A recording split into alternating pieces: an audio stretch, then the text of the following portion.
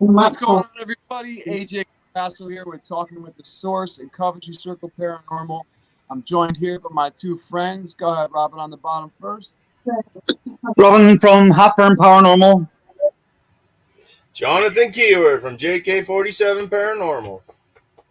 Good stuff. So this is our second episode for today. We are live on, shout out to Parapost Network on Facebook, along with Paraflixx. We are also live on Twitter and also our homepage on Facebook as well. We want to say an announcement real quick that our official sponsor, FCD Ghost Boxes, just came out with a new of their MK4. They added a REM pod on top of it. So we just want to give a shout out to Nigel. Say, Nigel, amazing work, man. Keep up the amazing stuff you're doing. If you haven't checked out FCD Ghost Boxes, go and check them out. We have them all over our site. And John, by all means, please introduce our guest for today, man. I am super pumped. Yeah, man. Husband-wife team, Beyond the Veil. They're on Parapost. Been looking forward to this all week. So without further ado, let's bring them in. Yeah, man. Hey, guys. How's it going? Hey. Thank you for having us. Oh, thank you. Yeah, thanks for being here. No, thank you. Oh, thank you for having us, man. So, I guess the first question that we ask everyone, how'd you guys get started in the paranormal field? Well, for us, it really started after our own experiences. I've dealt with experiences my whole life from when I was a child and a teenager, but it really escalated for us about 10 years ago when we moved from Arizona to Ohio, and a house we moved in ended up being very, very haunted.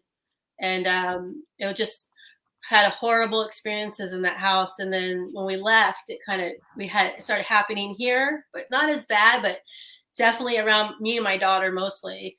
And that's kind of made us kind of stop, okay, it's time to really start looking into what's happening. And we would investigate in this house a couple times and kind of be a little freaked out. Ooh. So it's kind of what pushed us outside the house and start checking out other locations. Yeah. So awesome. What'd you find out what was following you? Or we still don't know. The house we moved in about 10 years ago, my daughter was 2 weeks old. We left Arizona, packed up the car, decided to start over somewhere new, and came to Ohio. And we moved I had a friend from childhood who lived up here, and they found a house for us to rent. So we moved in. We'd never been there. About 2 months in, it was started out little things like we'd hear the bangs on the wall, and we'd hear voices calling out. Like one time we both heard this woman call out, just clear as day. And he came to me, he's like, "Did you just call me?" I'm like, "No, I just heard something too." And then it escalated to someone mimicking my older son's voice. We were upstairs and I could hear, "Mom." I'm like, "What?" He's all, "Mom." And I walked to the stairs. I'm like, "Clayton, what?" And then we were like, "Wait, he's at school. He's not even here." We're like, "Oh my God," And then, and it was extra freaky. I mean, keep in mind, this isn't a pair of paranormal investigators. This is just a family at home. Yeah. We were paranormal people at this point. We're just wondering what the hell's going on. And then it got to the point where it's always hard. I know it's to this day, it's so hard for me to talk about, but our daughter, when she was about 2 months old, I would nurse her, so she would lay next to me. Well, I'd wake up in the night and I'd find her at my feet, hanging off the bed with her feet hanging off. And I would tell them, "It's so weird. I don't understand how she's doing that, because she can't roll over. She can't do anything." Well, it had happened. I pull her up and it happened. And then one night I woke up, she was gone. And I just, I woke up and I just flew out of bed, and we were I'm like, "Where is she? Where is she?" And he didn't know what was going on. He just flew out of bed, and we ended up finding her around the wall by this crawl space. And whoa, sorry, like feet first. Yeah, and feet first. This is a baby that's not even a month old. She was 2 months old. Feet first away from a crawl space. Yeah, so it opened on its own. And it was just so I was hysterical, of course, and it was really, and I didn't sleep. I can't even tell you how long I didn't sleep, for months, and I just slept. I was so scared. I slept with her in my arms every night for months. And when she began walking, she walked really young. She's a really intelligent child. She walked really young. And one time we had our friends over who found a house for us, and she's walking down the hallway and she just comes running back. She's all scared, and she's pointing. So we all run in there, and I was like, I told you people there's something wrong with this house, because we would tell them and they're just like, whatever. Yeah. And, I even went to the landlord one time. I'm like, have you ever had other tenants complain about this house? And he's like, well, what do you mean? And I was like, well, we're having some voices. We're hearing some really weird things. He's like, it's just an old house, whatever. Well, then that right there is where we found out from the neighbors that it was previously an abandoned house. And we didn't the landlord know. didn't disclose that. We didn't know. No. It wasn't until the neighbor said something to us that we they were realized glad that we had moved in, because it sat for a long time. We were the first people who had rented that place in X amount of years. The landlord hadn't even owned it, before that. So he bought it. That's right up my street, abandoned properties. Yeah. That's why they're so awesome, man, because you never know what's lingering there. Yeah. Well, we moved into something terrible, and there's no telling ever what was in there with us. And then, probably about 6 months later, we were upstairs with her, and I went to walk into my closet to get something, and she grabbed my leg and she started screaming, and she was pointing at the closet, going, scared. And she was trying to pull me back, and I'm like looking over there, and she was hysterical, and I'm just like, what is it? What do you see over there? And I remember him holding her, and I walked over there to say, look. And oh my gosh, she lost it. Seeing me walk over there. And it's like, and I'm like, there's nothing here. It's okay, But I remember just that feeling of being so scared, because she was seeing something, and I'll never in my life know what it was. But it's like. It made me a firm believer. It made me a How firm long believer ago was that? when your kids tell you they're seeing stuff. Don't just discount it, because it could be real. She's 9 now, so she was probably at that time. She was probably like a year and a half, 2 years old. That's for the closet. For the closet, and then we ended up moving out because I ended up having issues sleeping in that room, to where I was waking up not breathing. And I remember one night I woke up and I wasn't breathing, and I looked at him and I was like, we got to move. I'm scared. I don't know what it is. It doesn't like me or something, or, I was like, you just have to trust me on this. We have to. So about 3 months for our lease, we went and found another place and paid on this and that until the lease was up, because I was like, I'm telling you, we just have to go. I'm scared. I know something's not right. And he trusted me on it. And we're not rich, so it wasn't easy to do. It wasn't. Yeah, no, I mean, but I tell you what, that's scary, because having a child and anything, like, you don't want anything to happen to your children, and I just hear the stress in your voice just telling us that story. I'm sorry you guys had to go through that. I mean, that's just, I couldn't imagine being a parent and having a child that young, and then all of a sudden finding them around, That's so scary. Wow. God bless you guys. I'm so happy that she's okay and everything was, fine. Did anything follow you from that house? I'm not sure.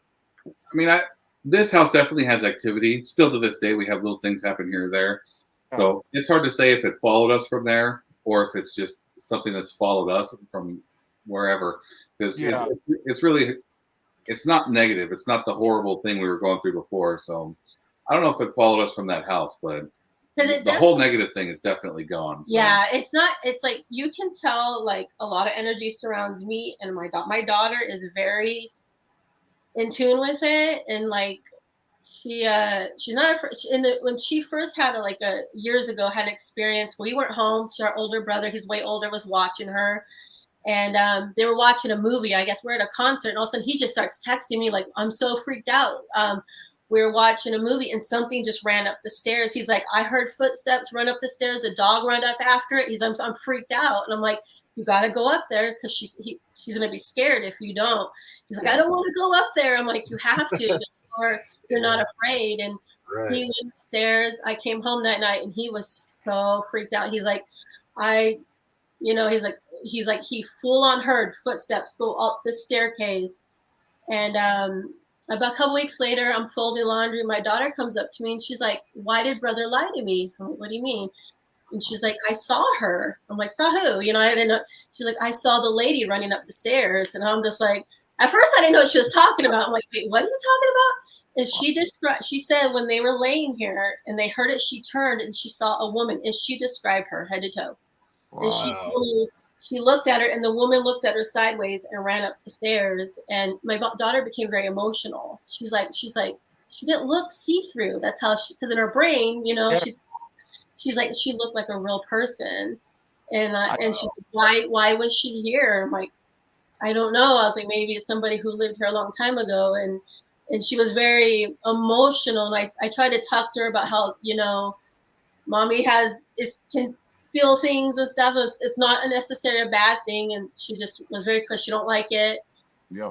My son won't talk. Our son's 23. He won't talk about that night.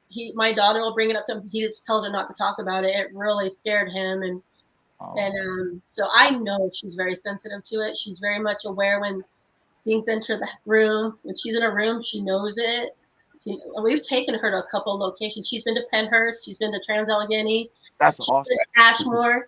And you can tell when we're walking around, you can tell. She's like, I don't like that, and you'll see her looking over there. And because we try to keep them involved in what we do, like we'll take them on tours and then we'll take them to a hotel and we'll investigate. That's awesome. We've had the people who take us around tell us they can tell she picks up on it in the certain areas and stuff where there's known activity. So it's pretty crazy. It's amazing. Wow. Yeah. They say kids until 12 years old, I think a lot of it has to do also with environment and family wise too, of them telling it's not real. But I like how you guys approach it because they say that their third eye is open, and I totally believe it, and Oh yeah. cool. I mean, there's actually a group of little children and their families allowed them to become a paranormal group, and they're on YouTube. I believe they're called like Black Crow, I believe, Paranormal or something. And I tell you, it's absolutely amazing to see parents like yourself get your kids involved. I mean, it is scary. Don't get me wrong. But they have to know you believe them, because exactly. As a teenager and young age, I would tell my family and they thought I was insane. So I just didn't. I became afraid of it growing up, and I just would ignore it. I'd have things at my bed, and I would turn away and ignore it. And it wasn't until I saw what happened with her that I was like, okay, it's time to start really paying attention to what's happening. And I've been trying to reflect throughout my life of where it started, and I don't know. I still don't have answers as to why. That's how. Go ahead, John. Sorry. No, I was just saying that's why I got into it. Like JK47, I started at the end of the month will be 2 years, but right when I started, I hit the ground running, and my motto is I'll believe those that no one else will. I've been coast to coast helping families that experience the same stuff that you've gone through, and it's gotten to the point where I'd never charged them a dime or anything. I'd fly everywhere, and I can't do that anymore. So, yeah. But, being there and feeling their fears and then helping them and getting rid of these entities, and like 95% of the time it's been their relatives. Yeah. Like in Tennessee, the client was grabbed by the hair, pulled over the couch and dragged down the hall. And she was terrified, and she was sending me the pictures and videos that she had, and I knew there was something there, and I had to help, and it ended up being her mother, and it actually brought her and her sister closer together, closer than they have ever been in 10 years after I left. So, and in Arizona there was an entity attacking a child, like it was moving the baby around and stuff, just like what you were experiencing. Yeah. And that's why I do it, because I'm a soldier. Like I was in the Army, and, I just want to help people, and, and I really understand what you went through, and I really respect you guys as investigators. Yeah. Thank you. And thank you for your service. Yes. Thank you for your service. Yes. Well, yeah, I myself, like 10 years ago when I got into this field. Oh no, I'm sorry, 8 years ago. No, I apologize, not 10.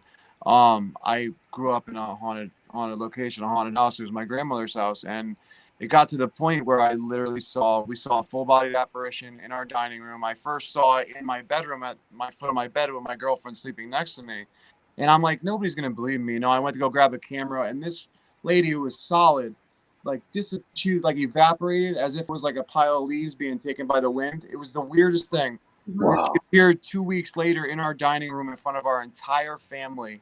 Wow. Solidly. I mean, I could tell you described the black hair, white dress. I mean, it just was the weirdest thing I've ever seen.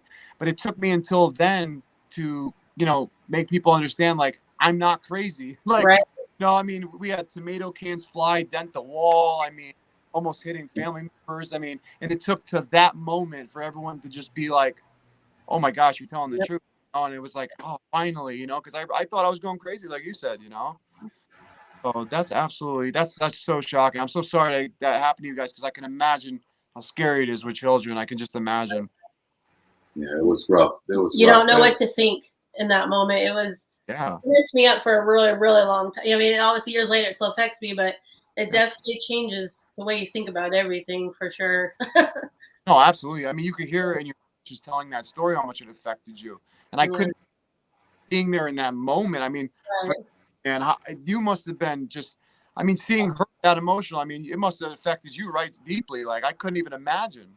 Oh yeah, and like when we first moved to Ohio, I ended up getting like a second shift job, but it was more like a second and third shift because the amount of overtime I had to work.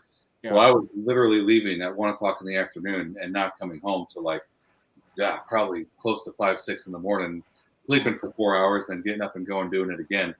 So 90% of the activity definitely centered around Francis and the baby. I did experience some stuff there, but like you said, it was really, really hard to watch and be able to do nothing and be so confused as to what the hell's going on. Yeah, not understanding it at all. I bet you didn't even want to go to work half the time. You know what I mean? Not any more than I normally don't want to go to work. No, exactly right. Just having, like not being able to, like, you feel like you can't protect your family in that moment. I can imagine what that feels like as a man. Like. That would tear me apart. So it was hard. It was really hard. Yeah, that's why after a couple of years, I put in for a promotion, and the second I got it, we were like, "Yep, we're paying on 2 houses. We're getting the hell out of here." That's awesome. Glad you guys were able to get out of that situation for sure. So, for everyone, all the viewers that don't know, go check out Paraflixx. Beyond the Veil Investigations is content producers, and they are on Paraflixx. You're gonna want to check out all of their stuff. Tell us a little bit about what you guys have coming up for this year. Well, what we did was last year we filmed probably like 14 locations, and we didn't put as many videos out as we would have liked to towards the end of the year. So we have a stockpile of tons of footage. So right now we're going to be releasing Brownella Cottage. It's a fantastic location in Galion, Ohio, a couple hours south of us. We got that coming out in a couple of weeks, and then we got Hinsdale House coming out, General Asheville Stone Mansion coming out. What else? Ashmore Estates is going to be coming out. So we got a bunch of stuff coming up. Yeah, I saw on Twitter. I saw you guys like little trailer of all the places you guys are going to be putting out, and I just thought it was absolutely amazing. Some of the most iconic places that I've always wanted to go to myself. And tell me how, just for one of them, Ashmore Estates. I'm going to ask you about Ashmore Estates and Hinsdale, but first, Ashmore Estates, what was that place like? Oh, it was amazing. We the poster you have of us is actually a picture. That's our daughter in that poster. We actually went there before we investigated, and she was so brave. She went and stood in those hallways and let us take photos. That's her in those posters. Oh my gosh! She was so brave. I was so proud of her. And that if you notice behind her, there's like a male. That's our son.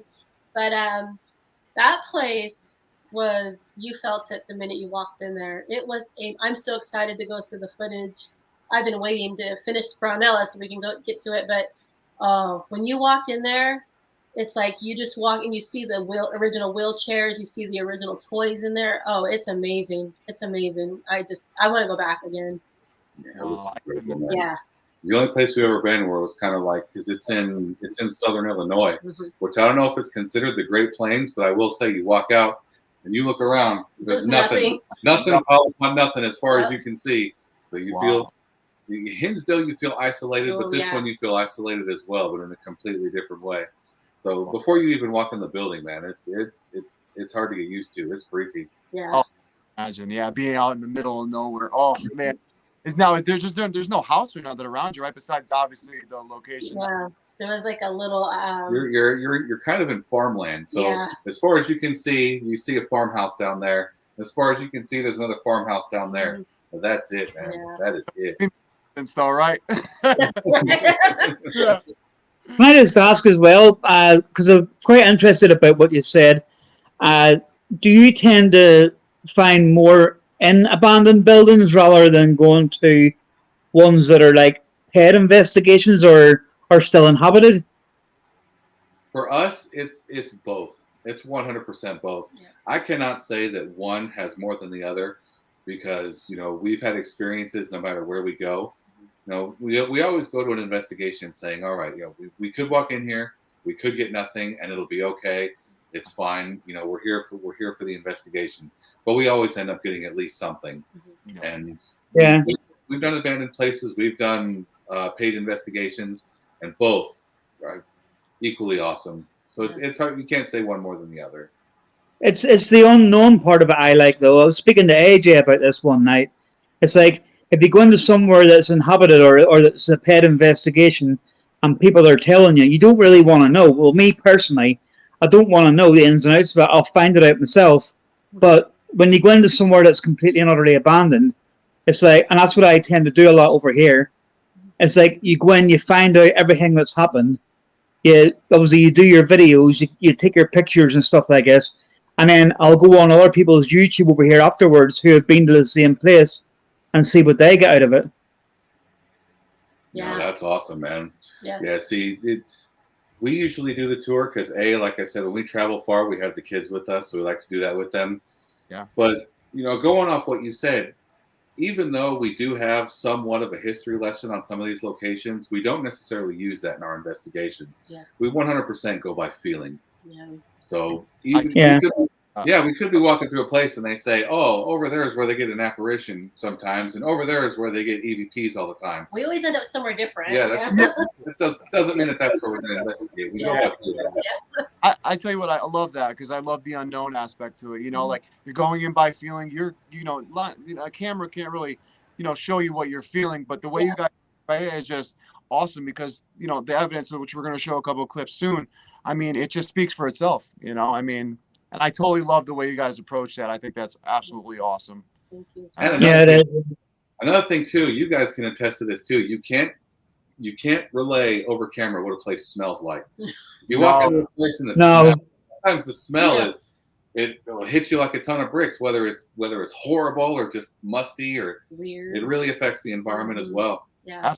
Absolutely. John, when we went to Montana State, remember we were in that one section. I'm like, I smell gasoline. Do you smell that? Come to find out later, someone told me about it, which I didn't read, that the inmates during the riot threw gasoline in one of the officers' faces, and I'm like, he couldn't smell it, but I could smell it. It's so hard to relay that over a camera. I tell you, you're absolutely, man, it's crazy, right? That is. Yeah, but the thing about smells and stuff I find as well that I find fascinating is, if you're in the same room with someone and they spray perfume or aftershave, and although you gradually start smelling it and it'll get stronger and then it'll gradually fade away, where with them it's like instantly appears and instantly is gone. It's like, it's weird. Yeah. Yep. You walk through a puff of whatever the heck that was, it's not going to linger. It's going to be there. Yeah, it's like cigarette smoke tends to be quite a big one over here. You'll go into a building and you'll smell cigarettes or cigars or something like that, and it appears out of nowhere, and by the time you've said you smell it, it's gone again. Yep. Oh yeah. Yep. But I love the paranormal. It's so hard to pinpoint and track. There's energy does what it feels. I love it. Absolutely. Yes. Yeah, I think the biggest thing when I go into investigation is, before I even go in there, I'll get on a knee and pay the respects to the spirits, and I feel that they can see that. I really believe in intent. If you go in there with the right intent, just to find out their stories, and they know that you're coming in there with those good intentions, I get incredible evidence, just because of that, I believe. And they're more willing to communicate and show themselves. Yeah, we do exactly the same thing. We thank every room we go in. We thank them. We make sure we show nothing but respect. We thank them every time, because you have to treat them as if they were still alive. The same way you treat someone in front of you. You got to give them the same respect. When we started doing Paraflixx, we made it a point because we have to keep episode filming in mind when we're filming. And so what we do is, when we first get to a location, the light's still out a little bit. We'll go through and we'll get shots. We'll do a take in black and white and then do a take in color, just to mix, so we can mix and match when we're making our videos. Of course. But we started using that opportunity when we first get there in our walkthrough to introduce ourselves, thank them for letting us be in their space for a while, and just let them know that we're here to respectfully, we want to hear your stories. We want to learn about you. So we do exactly the same thing. Yeah. I got to see that. I think that's absolutely amazing. You know, you see a lot of people that like are enthusiasts that go on YouTube now, and they won't show that respect, and then they end up getting, you know, very crazy things happen where they're getting marked or they're getting things that are very negative. And a lot of the times, like from what I've found in my research, that, you know, I think a lot of it has to do with that respect aspect, and I find it so great to see researchers like yourself that show that respect. I think that's really important, definitely. Yeah, and like John That's said, definitely important. beefs up the evidence you get. 100%. Yeah, absolutely, absolutely. Yeah. Tell me. Did, Oh, sorry. Go ahead, John. oh no, I was just gonna say, did you want to show some of the clips real quick, or? Actually, what I was just about to say, yeah, if you wanted to, because I want. All right. So I'm not sure what this first one is. Let's see here. Come over and touch my hand. Promise it won't hurt you.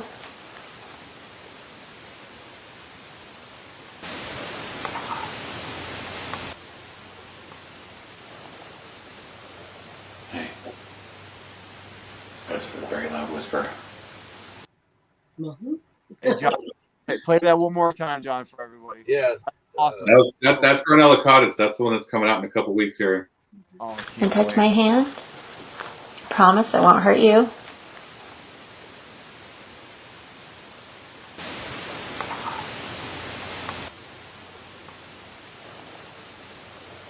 Hey. That's a very loud whisper. So where was this at?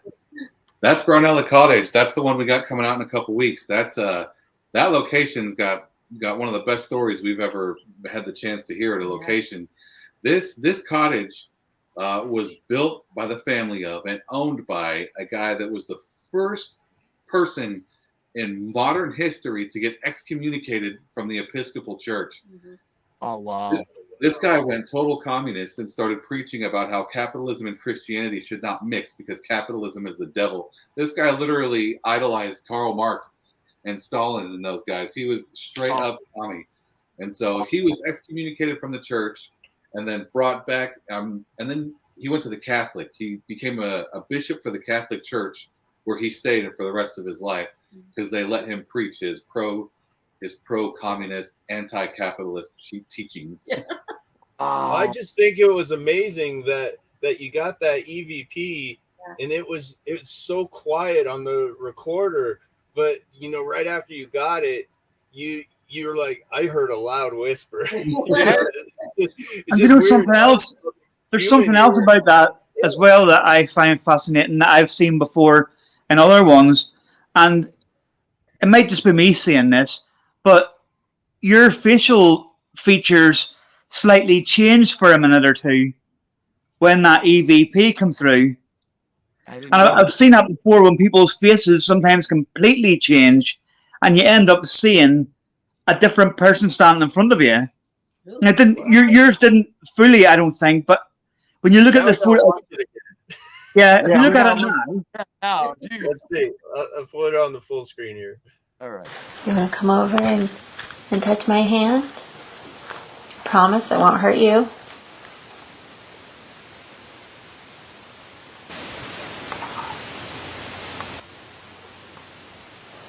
There. Yeah. Yeah, I see a little bit of what Very loud whisper.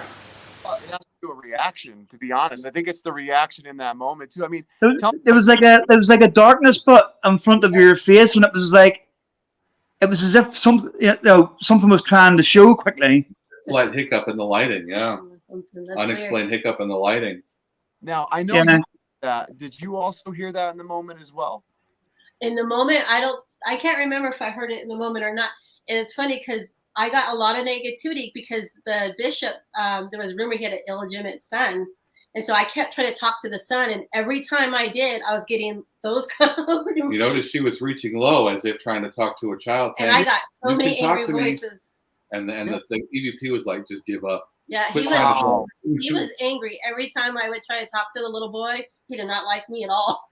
And a lot of the times, too, I can hear sometimes when I'm filming, because not only is she using a recorder, but I have a recorder mounted to the video camera I'm holding. And you can't see it, but we invested in some really good noise-canceling headphones that I have plugged into the recorder. So I'm hearing what the recorder is. Live hearing EVPs, yeah. Yeah, That's a great thing. I just went to the Abbey, and that's how my buddy Colton was investigating. He had his recorder and he had his headphones on, and he was hearing stuff that I couldn't hear. He could hear my stomach grumble. Yeah. He's sitting there marking it.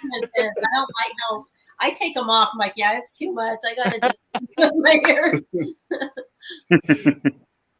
All right, well, let's look at this next one. Wait, before you go on, I wanted to ask them. Yeah. What if you don't mind telling us and the viewers, what recorder do you guys use for the camera and everything? We use the most basic possible recorder you can get, just the regular Black Olympus one. Yep. I think you can find it on Amazon for less than $20. Yep. Yeah, I got that. But you said we buy multiple, so we have multiple around the room, but they work so good. Yeah, that was the first one we ever invested in, and it worked so well. We've had no need to stray. Yep. Awesome. That's awesome. And it works great with the camera as well. Yeah. Yeah. Oh, that's cool. I love that. That's great. Thank you for sharing that with us. Go ahead, John. You could put up the next one. Okay. I want to know who the man is that just said that.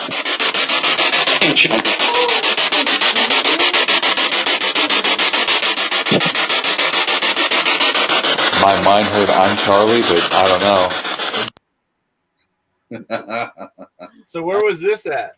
That's Madison Seminary. That's up by Lake Erie in Madison, Ohio. Mm-hmm. Yeah, that right there is a location that was in the Civil War. They let widows of fallen soldiers live there, and there was many things throughout over the years. But that right there is in a room that people speculate that a demonic presence lives in that closet. Mm-hmm. And so, I couldn't say I believe it or not, but I thought it would be cool to just turn the spirit box on there and see what happened. Yeah.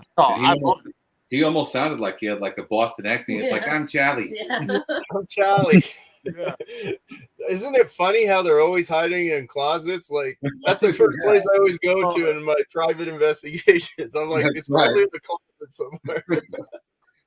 Come on, I came out of the closet. You can too. We love it. Hey, John, can you show that clip one more time? Yeah, of course. Thanks, man. I absolutely love this. I want to know who the man is that just said that.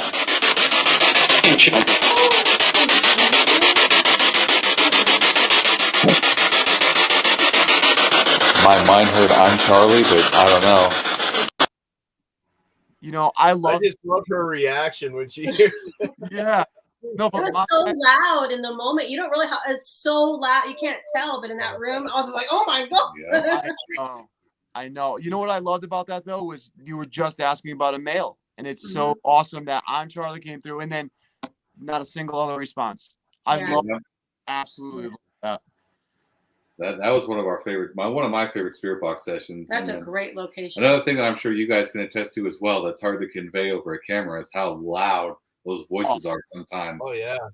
Yeah. That's another thing, like when you're in the moment, and you hear those voices, like all the different mics, they pick up different aspects of it, but what you actually hear when you're there, through those spirit boxes is just incredible. Oh yeah. Yeah, I love it. And the fact that it's a relative answer to the questions you're asking, it's like, what are they are? How do you explain that? Yeah, that's the kind of stuff that makes your night, man. It makes your night super happy. Absolutely. It's crazy too, because when skeptics always would ask, any paranormal researchers, like, how do you deny that? Not only did you get a response when you're trying to talk to a male, not only that, but you, like you said, you got an accent to it. You know what I mean? Yeah. Like, I love that. Like, I think that's where they show themselves the most, is like in those moments where you can actually hear the accent or hear the thing. I absolutely love that response. That is absolutely cool. Yeah, that's one of my favorites. Thank you. Thank you. Oh, that's great. After you guys are awesome. Can you share the next one, John, for us? Sure. For talking to me. You guys are awesome.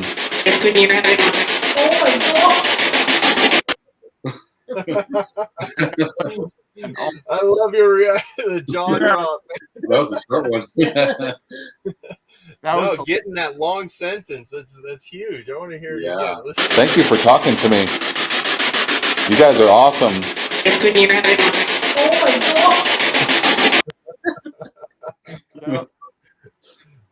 that just makes your night, you know. Yeah. You know, it just puts you in that good place and that good intent, and so they end up talking to you more and more. They know you're not scared of them, you know, and that you're truly there for the story. And you could hear what we were talking about before, that positive reinforcement. Thank you guys for talking to me. I really appreciate you talking to us. Love it. Yeah, absolutely. So where was that one at? That was the Gill House. That's another location in Galion, Ohio. Oh, that place is crazy. That place was crazy. The second we started, it was off the hook there.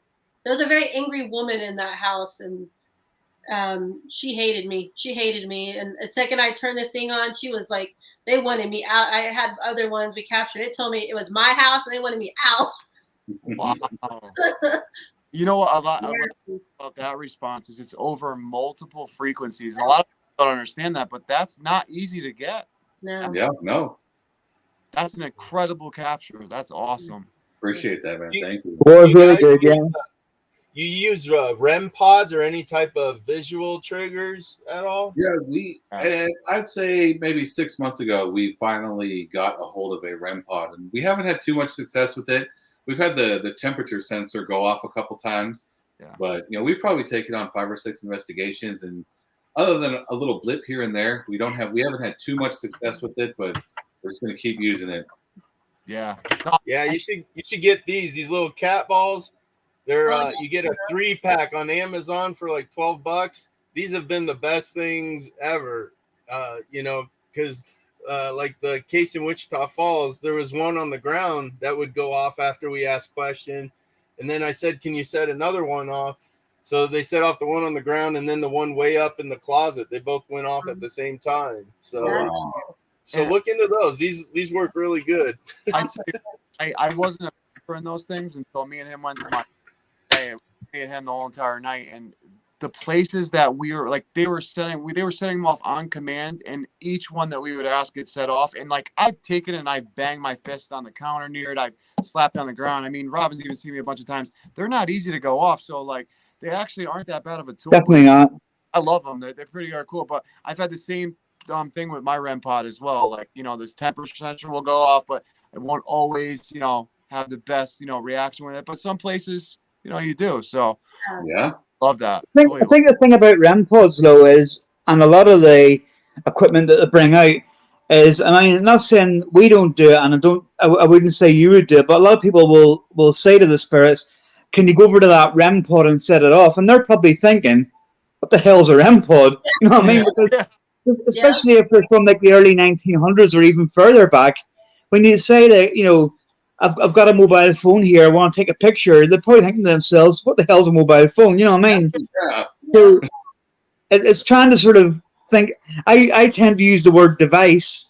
Mm-hmm. Yeah. Or I'll use red light a lot as well. You can talk into my red light, or there's a red light over there. You go and touch it, people see you. Yeah. Try to use the terminology. I'll light balls, like I'll show them, I'll shake it, I'll say this is a light ball. If you touch it, it will go off. Yeah. I wanted your opinion before we go further on what he was just saying. You know, like even saying the red light, like, because I love that simple terminology for them to use.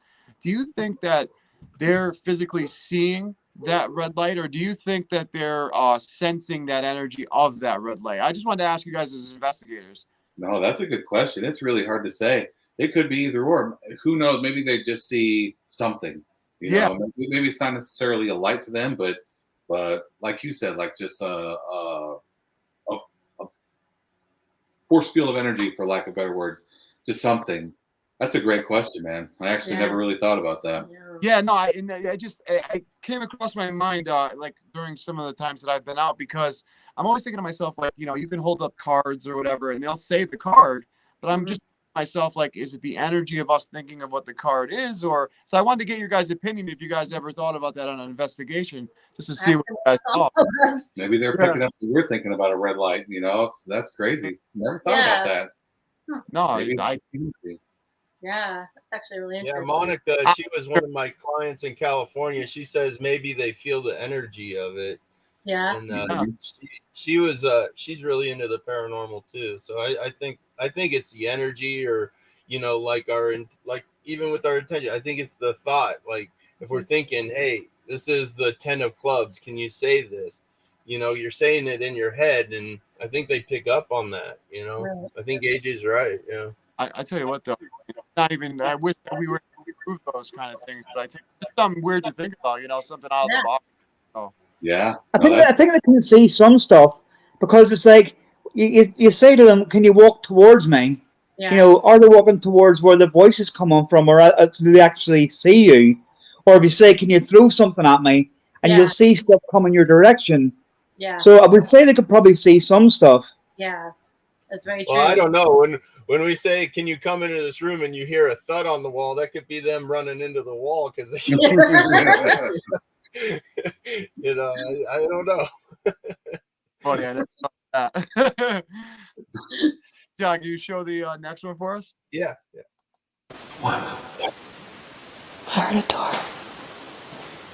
It sounded like a door. There was a door to it.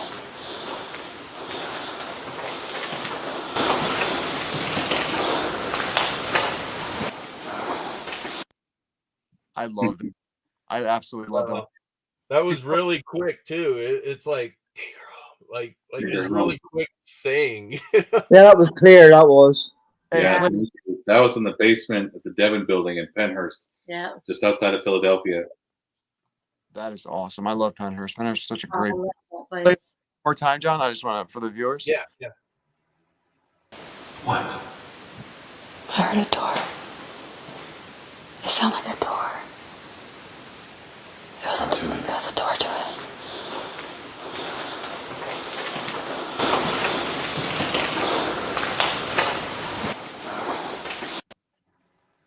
That's absolutely great, man. Thank you.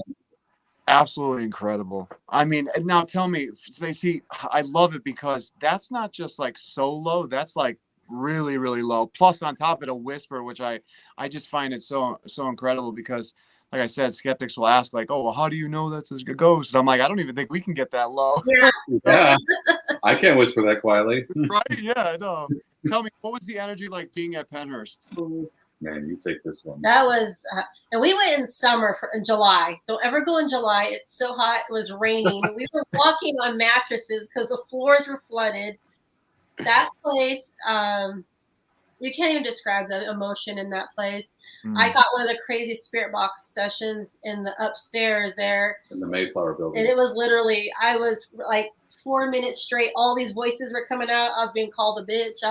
It was insane. Wow. I was like backed against the wall just listening, and he had to actually take me out of the room. That place is just so full of emotion. It was insane. You can just feel all the sadness, and you can feel the tension in there. Walking through the halls, we got what, as you saw, you just hear him coming out of the room. We got whispers constantly through the rooms. And for us and all the investigations we've ever done, I think that's the most, the highest number of ghosts in one area that we've ever investigated.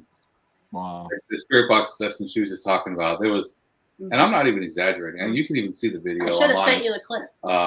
It's at least 20 different voices, one after the other. It's very crazy. Mm-hmm. Now, do you guys also have that full investigation on Paraflixx as well? Or That one I think is on YouTube because that was a couple of years ago. So that was on YouTube, and it's also modified now on Paraflixx, and I think that clip is on TikTok. Yeah. Awesome. So all our viewers, please go and check out Beyond the Veil Investigations on YouTube. If you haven't already, get a subscription on Paraflixx. Check out all the stuff these guys are doing. I mean, it's absolutely incredible. John, do we have another clip, or was that the last one? That was the last one. One question I wanted to ask you about that response to take her home. What do you guys think they were talking about? I think they were telling him to get me out of there. That's what I was feeling. Yeah. We actually, after that, we caught going down the hallway as we turned. We caught 3 more EVPs, 2 of which were vocal. A male. One of them said, "Don't hurt me," and I can't remember what the other one said. You just hear him yell out down the hall. It was crazy. That must have been so sad to hear the "Don't hurt." I couldn't imagine. Yeah, Pennhurst it definitely lived up to the hype for us. Yeah. One of the most iconic locations in the country, and deservedly so. And to be the only 2 people there, we were completely alone. So it was really It was very overwhelming. I couldn't even imagine. Just from talking from this moment, I could tell you're very, very sensitive, like you said in the beginning. And I just hearing you guys, like I said, as a team, like seeing you guys work together is just truly amazing. And that's what really got me to, come and talk to you guys, because I just loved all the stuff that I was seeing. So like I told the viewers before, please check them out on YouTube. If you don't have Paraflixx, if you don't, check out Paraflixx as well. Check out more of their investigations and all the ones that are coming out, because truly they get some amazing stuff. You guys are an amazing team, and I just can't thank you for coming. Appreciate that. Thank you. Do you have any other social media you want to give out, or? Oh yeah, we're all over the place, man. We're on Twitter, Facebook, Instagram. We got the TikTok going. Some still on YouTube, Facebook, but Paraflixx is where we're posting all of our videos now. I wanted to ask you guys individually. Now, I know you told me about your experience at your old house. If there was one experience besides that one for each of you, what would be your most profound experience besides the one you talked about earlier? For me, it would be at a location called Prospect Place Mansion, and it was the only location ever I have left during an investigation. And it was we were filming. We'd been there at least 5 times before, one of my favorite all-time locations, and we just happened to be there one night, and I could tell something was off. Like I told him somebody had went in there before us and did something to upset that house, because we were filming in a room.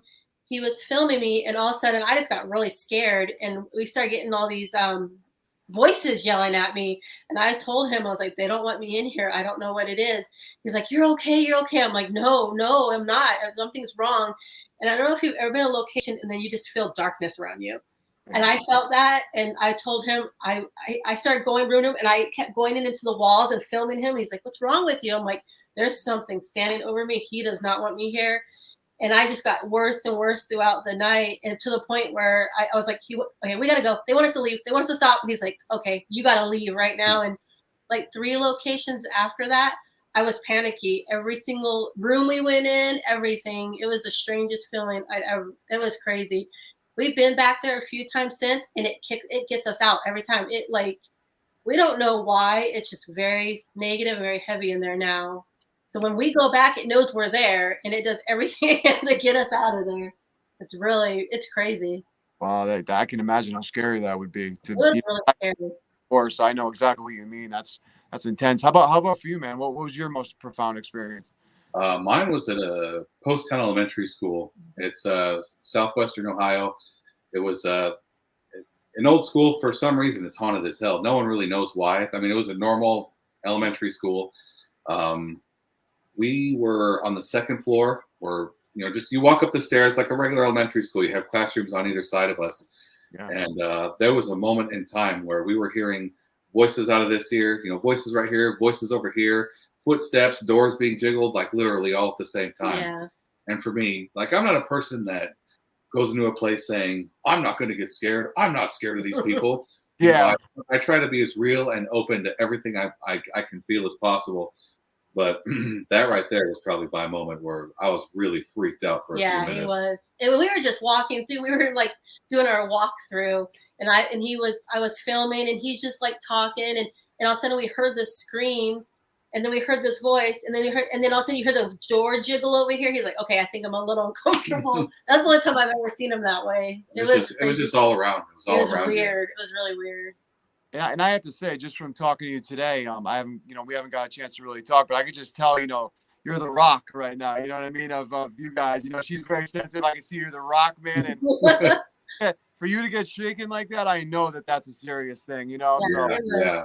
I don't really get scared too often, but like I was telling you before, it's not because I go in saying, "Oh, I'm a tough guy. I'm not going to get scared." It hasn't really happened to me yet to the point where I'm shaking because I'm so scared.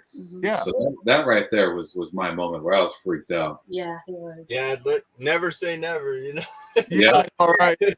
And Monica, one of our viewers is asking, have you ever had anything follow you home or to another location?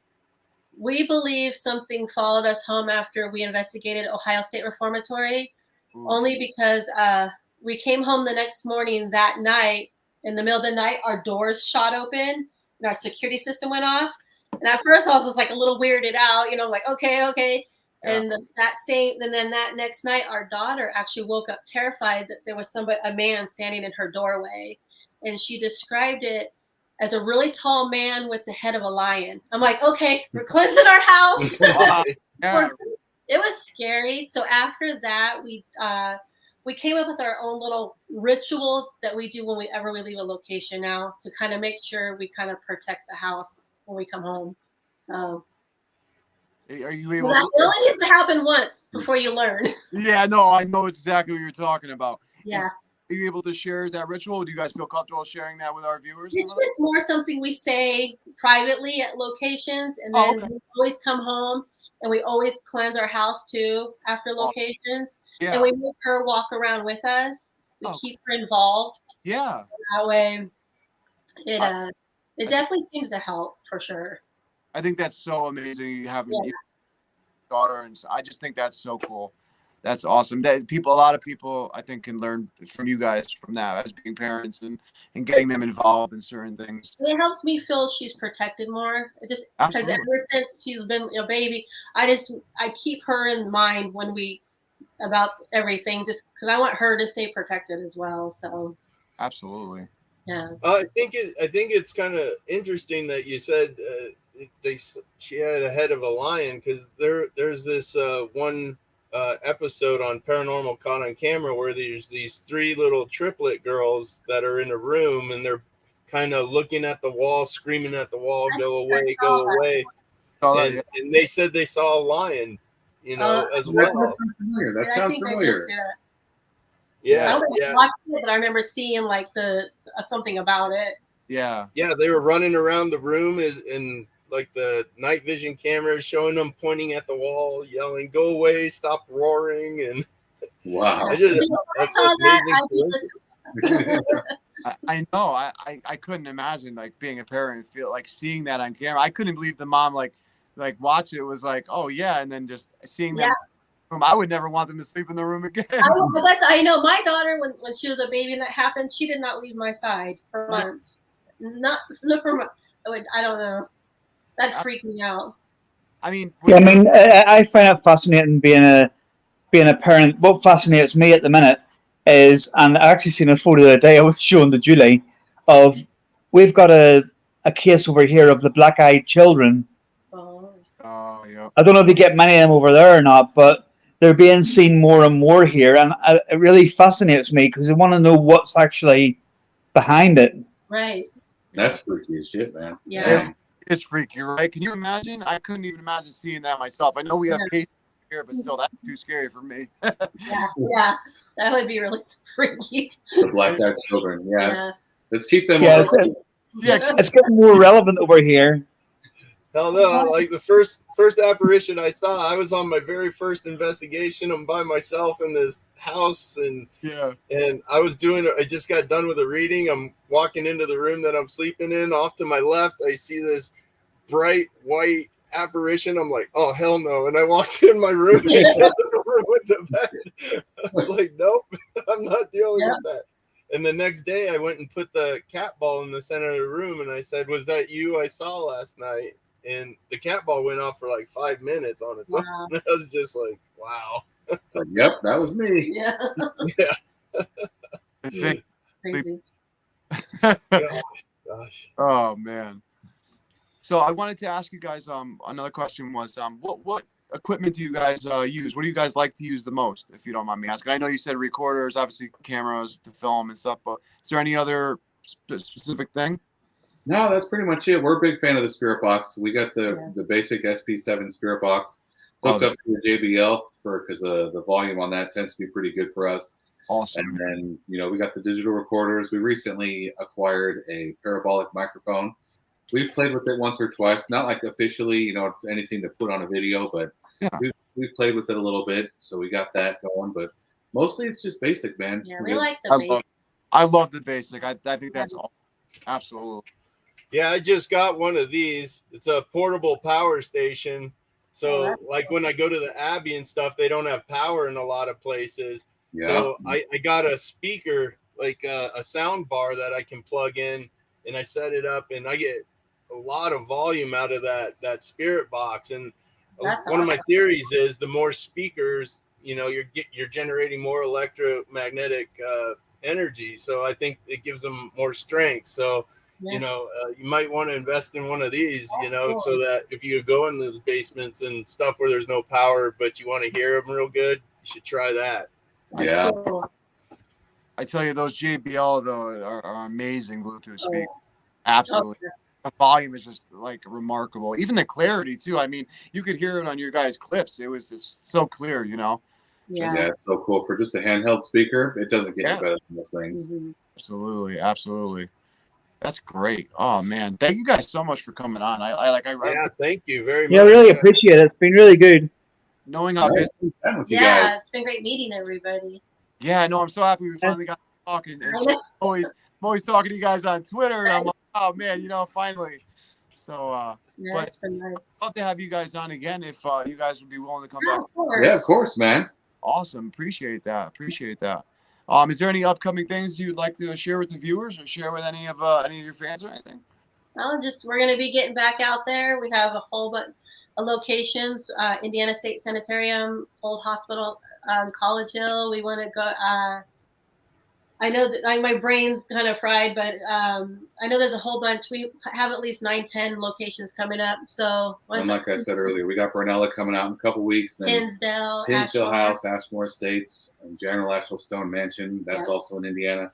So we got a bunch of videos coming out. Yeah. They're on the Maybe you could do something for me, actually, because if you're going Hinsdale House, do you remember the episode that Nick Groff did there? Yeah. Yep. And the episode he did for Paranormal Lockdown in the UK with the Black Monk House. Oh, yeah.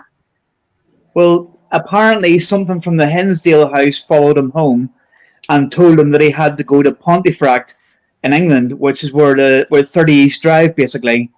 So it'd be interesting to find out if anything like that comes through, because I've been to that house 3 times now, the 30 East Drive, and the activity in there is amazing. Wow. But That's so cool. there seems to be something tied between there and the Hinsdale House. So maybe if you're asking questions, maybe drop in something about 30 East Drive, Pontefract, and see if anything answers. Yeah, will do, man. That's a For good sure. idea. I like that. Thank you. Yeah, be interesting to find that out.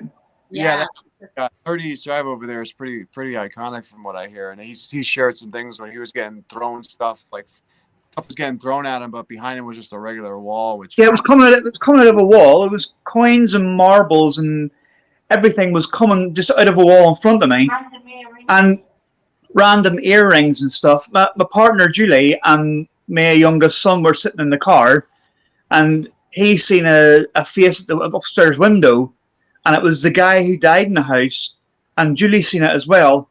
And I come out because it was only me and the woman who lives next door. She looks after the house, and we were the only 2 in the house. And we went back again a second time, and I took Julie in this time. And you tell him, there's literally, what was it like? Oh my God! There was a heating boiler behind a door, and there was nothing in this. Oh my God! It was like a cupboard, and the door was literally shaking like this. Oh my God! It freaked the life out of me. Absolutely. Man. That'd be So scary. I was going in that house at night. That'd be scary. Never seen But I mean, we were finding loads of stuff. I was sitting talking to the woman the first time in the living room in the house, and I looked out into the hallway, and there was like a black mass was swirling on the floor, but it was getting bigger and bigger. And she hadn't seen this at the time because she was sort of facing away from it, and I was looking at it. And all of a sudden, this black mass shot into the room, and she instantly was going like that on her leg, going, "Leave my leg alone." And it was like, whatever it was, because she said that the spirits in there don't like her because she lives next door, and she challenges them all the time. And it's like, she says, something come in there and grabbed my leg. And I was like, I'm glad you said that, because I just seen it manifesting on the floor. I couldn't imagine. Wow. It really is. It's dark in there, proper dark energy in there. Wow. That's crazy. That's But let me know how you get on. If you do go there and you do remember to mention that. Yes, I will. How was Hinsdale for when you guys went? It was intense, man. It was one of those locations where we got some evidence. We have yet to like really fully review it for the episode. Yeah. But Hinsdale was all about the feelings, man. Horribly, horribly dark, oppressive feelings. That's how the energy was there, because I could just imagine. That's always what I hear from people is it's very emotionally dark, you know? Yeah. I hear the same things about the Conjuring house too. Oh, I want to go there so bad. I want to go to the Conjuring house so bad. Oh, I know, yeah. I live in Connecticut, so I live like kind of close to it, but I just had a friend of mine who went there, and her and her mother went. They said it was absolutely awesome. Oh, we're going that's there. So cool, man. That's on our list. Yeah, you guys. Well, we'll watch out for it. Yeah. I'm excited though. I can't wait to see these episodes. I'm actually gonna do my subscription today for Paraflixx. Well, dude, yeah. Hey, just a shout out. You know, if you want to do Paraflixx, you get 3 days free just for signing your email up. So you got to enter your credit card, but it'll give you a 3-day trial. So if you want to check it out, it's highly worth it. I watched a lot of your investigations, guys. You did a great job. So I appreciate that, man. Thank you. There's a lot of other amazing people on there too. Yeah. A lot of documentaries and stuff. Yeah. Yeah, it's an absolutely amazing community. I tell you what, I did that 3-day trial, man. I was hooked. I was like, man, now I gotta wait till I get paid so I can put on my credit card. I was like, oh man, but keep up all the great stuff you guys are doing. And again, thank you guys so much for coming on and sharing. Thank you. Yeah, we're really appreciative you guys gave us the chance to come on here. Thank you. No, please, the honor is ours to have you guys on. So thank you. We really appreciate it. Yes, thank you very much. Yes, absolutely. Thank you. Great. Thank you. Thank you. It was nice to meet you. You guys take care, and we'll keep watching you. We'll see you next time. Yeah, likewise. Thank you. I'll be talking. Not a problem. Talking to you guys on Twitter, and we'll set up another time because I would love to have you guys back on and show more clips if we can and everything. So I appreciate that, Ryan. Appreciate you guys, and have a good rest of your guys' day. And please tell your daughter I wish her the best, and I hope she kills it in competitions. That's right. Next week in another one. Awesome. Well, wish her the best from us, please. We will. Thank you. Thanks, sure. man. God bless you. Right, bye, guys. Thanks. Bye, guys. Bye. Wow, man, that is so cool. I was so forward to showing everyone those clips, man. Oh, such great evidence. Like, I tell you, just like from all the stuff they just have, even on just YouTube themselves, man, I just was instantly hooked when I met them. They've been the most humble, most amazing people ever. And now that they're on, they've been on Paraflixx. I mean, it's mind-boggling. It really is. What'd you guys think? It was great. I loved all the clips we watched, and like I said, I watched them on the Paraflixx. Amazing stuff. You guys really have to check them out. So yeah, will do. Oh, yeah, definitely. I know you probably haven't had a chance to check them out yet, Robin. But I've been friends with them for a little bit now on Twitter, and I've been checking out all their stuff. And John's right, amazing team. Like we just heard from them, man. How it's they use the basic stuff, right, John? How awesome is that? That's pretty much what I take. I just have the cat balls as well. It's just pretty much my SB7 and my GoPro. So yeah, I think that's absolutely awesome to see that old school style still. I love that. Absolutely. All right, man. Well, I want to thank everyone for watching. Yeah, just want to give one more shout out to Paraflixx and to Beyond the Veil Investigations for coming on the show. Want to give a shout out. Please go and check them out on Paraflixx, on YouTube, on all their social medias, as well as check out Parapost Network on Facebook. You can also check out all of our older videos on Talking with the Source on Facebook. Thank you guys for tuning in. And this has been another good episode, my friends. And one more shout out for AAP's Variety channel, because we'll get a lot of people coming over from there. You meant to do BAM! Bam! And Nigel, thank you, Nigel, for sponsoring us. Absolutely. Yes. FCD Ghost Boxes, check it out. Amazing. Thank you guys for all right, guys. See you guys later. Bye. Absolutely. Have a good one. Bye.